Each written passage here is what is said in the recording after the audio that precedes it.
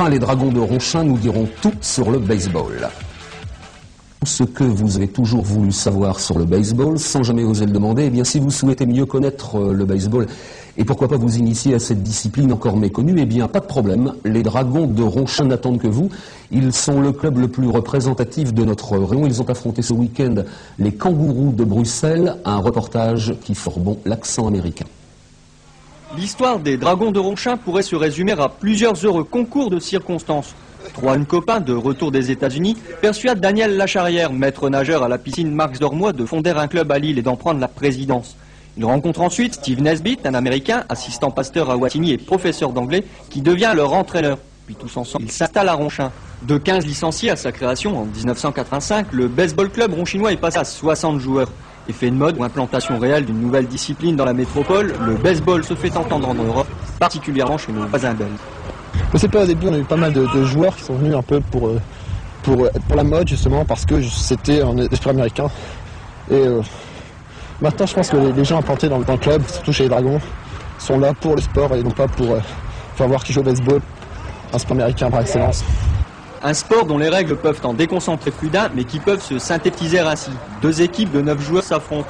Un batteur est opposé à un lanceur et un receveur de l'équipe adverse aidé par 7 défenseurs. Ce batteur doit alors faire le tour des 3 bases sans se faire éliminer pour marquer un point. Il y a 4 façons d'éliminer le batteur. D'abord, il rate la balle 3 fois, lancée par celui qui s'appelle le lanceur. Deuxième façon, si on attrape une balle qu'il frappe au vol, on l'attrape au vol. Troisième façon, c'est une balle roulante qu'on envoie à une base à laquelle il est obligé de courir. Ça s'appelle une base forcée. Si la balle y arrive avant lui, il est éliminé. Quatrième façon, si on le touche, la balle en main entre les bases. Quand il n'a pas le pied posé sur une base, il est éliminé. Donc, dans les 4 façons principales.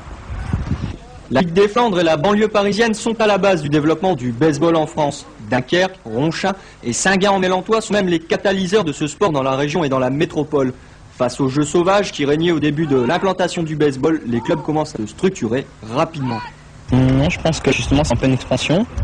De plus en plus, on voit des clubs qui se créent. Maintenant, il doit y avoir 8 clubs dans la Ligue du Nord, au lieu de 3 au début.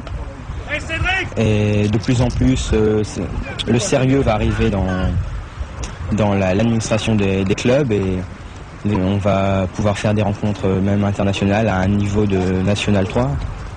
Avec 13 000 licenciés, pas si mal pour un sport qui reste encore à découvrir, le baseball possède des atouts qui lui restent à prospecter. Le but de la Fédération française étant d'atteindre les 30 000 joueurs dans les 5 années à venir.